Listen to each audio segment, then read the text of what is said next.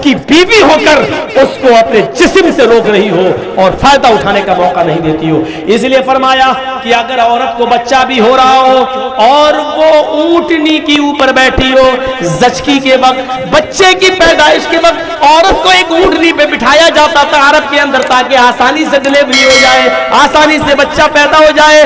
फरमाया अल्लाह के नबी ने, अगर तुम उस ऊंटनी पर भी बैठी हुई हो और तुम्हारे बच्चे का डिलीवरी का वक्त करीब हो और इस हाल में तुम्हें तुम्हारा शौहर हम बिस्तरी के लिए तुम्हें बुलाए, तुमसे वो ये चाहे कि वो अपनी बीवी से फायदा हासिल करे, तो आए औरत, तुझे उस वक्त भी अपने शौहर के पास जाना पड़ेगा, इसलिए कि उसके दिल में लगी हुई आग को तेरे अलावा कोई बुझा नहीं सकता है।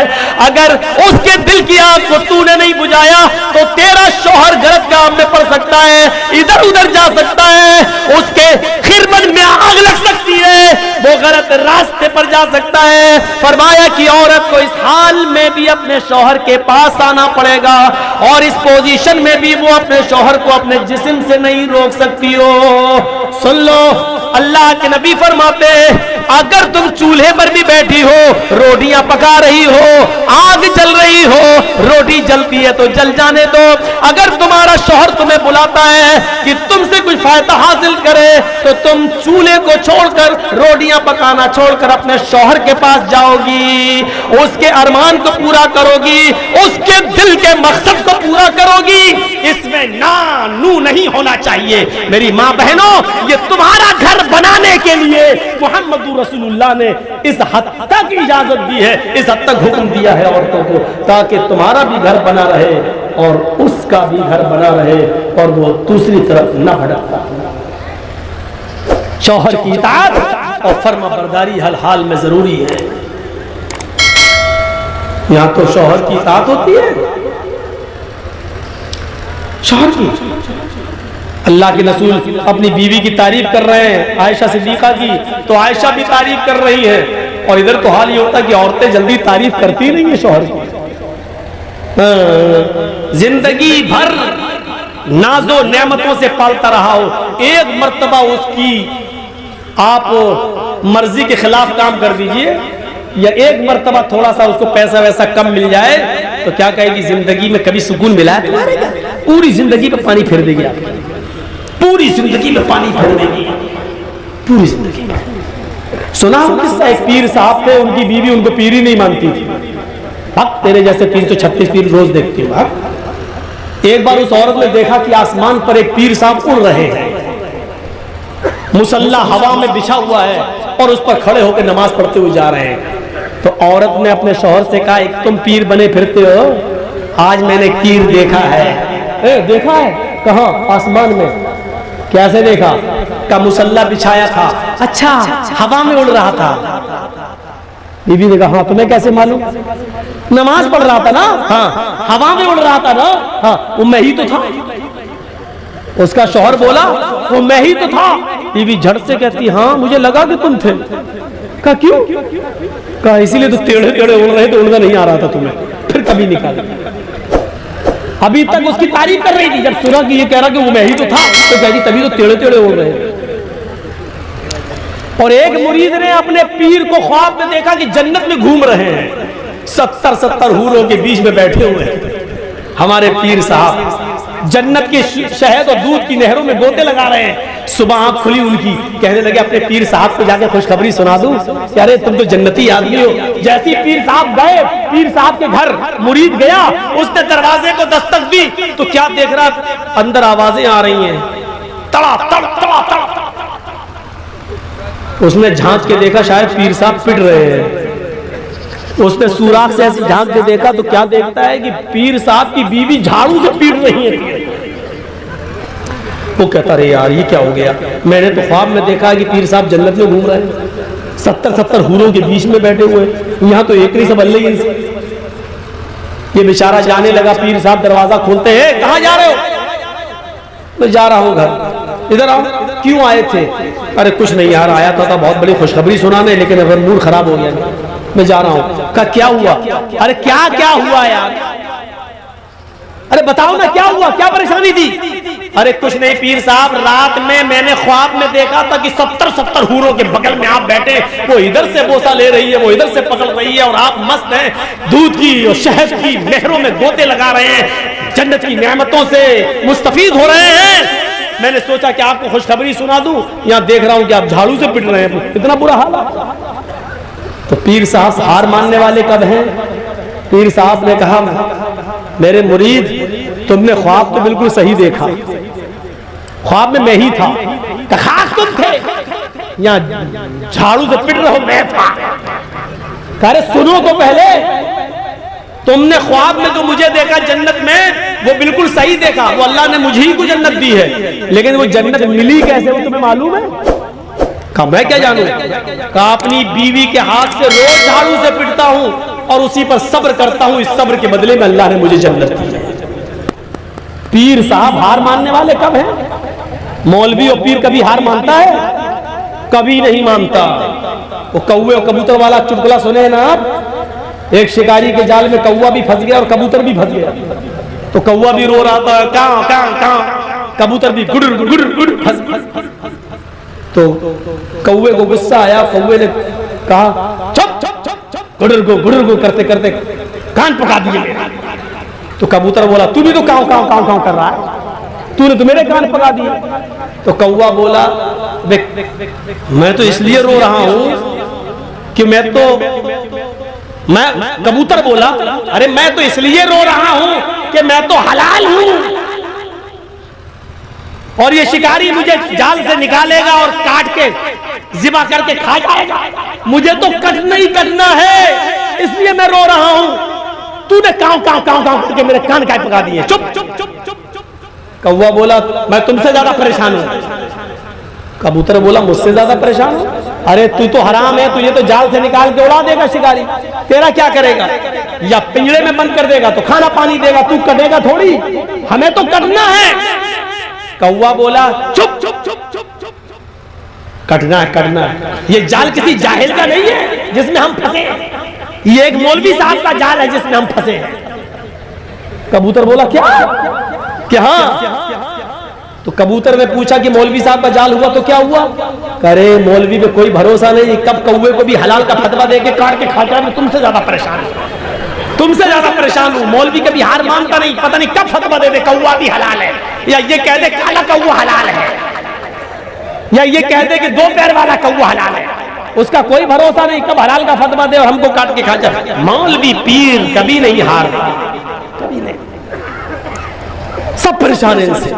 तो वह अतात बालहा, अपने शौहर की इताअत और फर्मा बरदारी, ये 4 काम जो औरत कर ले, इमाम कायनात ने फरमाया, अल्लाह के नबी ने फरमाया, अलमरातु इज़ा सल्लत खम्सा व सामत शारा व अहसनत फरजा व अतात बालहा, जो औरत ये 4 काम कर ले, 4 काम कर ले, 5 वक्त की नमाज पढ़ ले, रमजान के पूरे महीने के रोजे रख ले, अपनी शर्मगाह की हिफाजत कर ले और अपनी शौहर की इताअत और फर्मा बरदारी कर ले, फलतदखुल मिन अय्यि अबवाबिल जन्नति शाद, ऐसी औरत से कहा जाएगा, आय अल्लाह की नेक बंदी, तेरे लिए जन्नत के 8 दरवाजे खुले हुए, तू जिस दरवाजे से दाखिल होना चाहे हो जा, तू जिस दरवाजे से जाना चाहे चली जा, तू जिस दरवाजे से एंट्री पाना चाहे पा जा, तेरे लिए जन्नत के 8 दरवाजे खुले हैं। मेरी माँ बहनों, लो तुम्हारे लिए ये 4 काम करने पर अल्लाह के रसूल फरमाते कि जन्नत में एंट्री मिल रही है तुम्हें। 5 वक्त की नमाज पढ़ लो, रोजा रख लो, शौहर की इताअत कर लो, शर्मगाह की हिफाजत कर लो,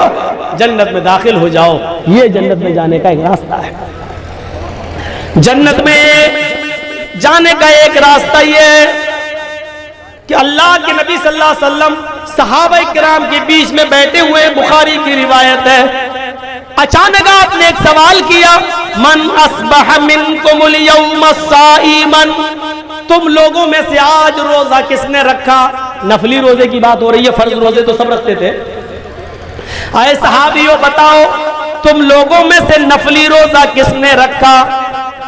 फकाम अबू बकर फकाला अना या रसूल अल्लाह, अबू बकर सिद्दीक उठते और कहते हैं, अल्लाह के रसूल मैंने। कहा बैठ जाओ। लोगों रोजा रखने में अबू बकर आगे निकल गए। अब दूसरा सवाल बताओ, मन अतामा मिनकुमुल यौम मिस्कीनन, तुम लोगों में से आज किसी मिस्कीन को खाना, किसी भूखे को खाना किसने खिलाया? फ़क़ाम अबू बकर फ़क़ाल अना या रसूल अल्लाह। दोबारा अबू बकर सिद्दीक उठते और कहते हैं, आए अबू बकर, मैं रोजे से था, मेरे हिस्से का खाना बचा हुआ था, मैं खाना खा नहीं सकता था रोजे की हालत में, इसलिए मेरे दरवाजे पर एक भूखा आदमी आया, मिस्कीन आया, मैंने अपने हिस्से का खाना उसको खिला दिया। आपने कहा लोगों, अबू बकर खाना खिलाने में भी आगे निकल गए। बैठो। तीसरा सवाल आपने पूछा, मन आदा मिनकुमुल यौम मरीजन, आज तुम लोगों में से किसी मरीज की आयादत करने कौन गया? क्या तुम्हारे गांव में, तुम्हारे मोहल्ले में कोई मरीज था, कोई बीमार है जिसकी आयादत तुमने की हो? फ़क़ाम अबू बकर फ़क़ाल अना या रसूल अल्लाह। तीसरी बार भी अबू बकर सिद्दीक उठते और कहते हैं, अय अल्लाह के नबी, मेरे गांव में फला फला बीमार था, आज मैं उसके घर गया और उसकी आयादत करके आया। आपने फरमाया लोगों, ये तीसरी नेकी भी अबू बकर के खाते में गई, ये तीसरे काम में भी अबू बकर आगे निकल गए। आए अबू बकर बैठ जाओ, अब आखिरी सवाल बताओ, कौन है जिसने ये काम किया हो? मन तबिया मिनकुमुल यौम जनाज़तन, आज कौन ऐसा आदमी है जो किसी जनाजे के पीछे पीछे कब्रिस्तान तक गया है, नमाज जनाजा से लेकर कब्रिस्तान तक जाकर उसको मिट्टी तक दिया है? कौन ऐसा है जिसने जनाजे की नमाज से लेकर कांधा देने से लेकर मिट्टी तक दी हो, कब्र तक पहुंचा हो और उसको मिट्टी देकर आया हो? कोई है जो जनाजे के पीछे पीछे चला हो? फ़क़ाम अबू बकर फ़क़ाल अना। चौथी बार भी अबू बकर सिद्दीक उठे और खड़े होकर कहने लगे, हाय अल्लाह के नबी, आज मेरे यहाँ किसी की मिट्टी हो गई, इंतकाल हो गया, मैं उसके जनाजे में गया, मैंने उसकी जनाजे की नमाज भी पढ़ाई, बल्कि मैं कब्र में भी उतरा, मैंने उसकी बॉडी को कब्र में उतारा भी, और कब्र में उतारने के बाद फिर मैंने मिट्टी भी दी, मैंने ये काम भी किया है। अब अल्लाह के नबी खड़े होते हैं और फरमाते हैं, जिस इंसान के अंदर ये चार खूबियां एक ही दिन में जमा हो जाएं, जिस इंसान के अंदर ये चारों खूबियां जमा हो जाएं, जो नफली रोजा भी रखता हो, जो मिस्कीन को खाना भी खिलाता हो, जो मरीज की आयादत भी करता हो, और जो जनाजे के पीछे पीछे चलता हो, वजबत अलैहिल जन्नह, अल्लाह रब्बुल आलमीन ऐसे शख्स के ऊपर जन्नत को वाजिब कर देता है, वो आज भी जन्नत के अंदर जाकर रहेगा, ऐसे शख्स को अल्लाह हर हाल में जन्नत के अंदर दाखिल करेगा। कितना पैसा खर्च हो रहा है इस काम के लिए? जन्नत में जाने का ये रास्ता बताया जा रहा है। रास्ता, आइए मेरी माँ और बहनों, तुम्हारे लिए एक रास्ता और बताता हूँ। ए भैया, जिसको जाना हो तो जल्दी निकलो यार, बीच में डिस्टर्ब क्यों करते हो? खड़े हो गए हो, हमें मालूम है अब चाय की लॉक लगी होगी या पेशाब लगा होगा। बाबू देखो, गया पैंट में जेब में हाथ डाल के जा रहा है, लगता है कि शाहरुख खान जा रहा है, निकाले। सुनिए मेरे भाइयों, जा अपनी साइला, जन्नत में जाने का एक रास्ता मेरी माँ बहनों तुम्हारे लिए। अल्लाह के अम्मा आयशा कहती हैं, मेरे पास एक मांगने वाली आई, मेरे पास एक मांगने वाली आई, मां सबियान, उसके साथ दो छोटे छोटे बच्चे थे। उसने मुझसे कहा, अल्लाह के नाम पे कुछ दे दो, मेरे घर में ये दोनों बच्चे भूखे हैं, कई दिन से इन बच्चों ने खाना नहीं खाया, मेरे पास एक खजूर रखी हुई थी। हजरत आयशा कहती है, बुखारी की रिवायत, मेरे पास एक खजूर रखी हुई थी, मैंने वो खजूर उतारी और मैंने उस मांगने वाली को वो खजूर दे दिया। उस औरत ने उस खजूर के दो टुकड़े कर दिए, उस औरत ने उस खजूर के दो टुकड़े किए, एक टुकड़ा इस बच्चे को दे दिया, एक टुकड़ा इस बच्चे को दे दिया। दोनों बच्चों ने अपने अपने खजूर टुकड़े खा लिए और इस मां ने सिर्फ पानी पिया और आगे बढ़ गई। ये तो है बुखारी में, ये तो है बुखारी में। मुस्लिम में ये है कि मेरे पास 3 खजूरें थी। ये सुनिए, ये बड़ा दर्दनाक है। मेरे पास 3 खजूरें थी, मांगने वाली ने जब मांगा तो मैं तीनों खजूरें उठा लाई। उस औरत ने एक एक खजूर दोनों बच्चों को दे दी, दोनों बच्चों ने अपनी खजूरें खा ली। एक खजूर जो मेरे पास बची, मैं उसको खाने जा रही थी। अम्मा आयशा कहती है कि मैंने उस औरत को देखा, जैसी वो औरत उस खजूर को अपने मुंह में रखने के लिए जा रही थी, बच्चे भूखे थे, अपनी अपनी खजूर खाने के बाद वो माँ की खजूर पर झपट पड़े, माँ ये मुझे दे दो। दूसरा कहता माँ ये मुझे दे दो। माँ की ममता लाड में आ गई, जोश मारने लगी, माँ खुद भूखी रह गई, लेकिन उसने किसी एक बच्चे के साथ बेइंसाफी नहीं की। उसने उस खजूर के 2 टुकड़े कर दिए, आधा इसको दे दिया, आधा इसको दे दिया। मुस्लिम में 1 खजूर तो आधा आधा दे दिया, और बुखारी में 1 खजूर तो आधा आधा दे दिया, और मुस्लिम के अंदर 3 खजूर थे, 1-1 दे दिया, 1 अपने लिए रखा, लेकिन बच्चों ने जब झपटा तो माँ ने उसको भी आधा आधा कर दिया, और आधा इसको दे दिया, आधा इसको, यानी बच्चों के हिस्से में 1.5 खजूर आ गई, और माँ खुद भूखी रह गई। पानी पिया, हज़रत आयशा ने दिया और वो चल दी। अल्लाह के रसूल जब घर में आए, हज़रत आयशा ने पूरा वाक़या बता दिया। ऐसी ऐसी औरत थी, 2 छोटे छोटे बच्चे थे,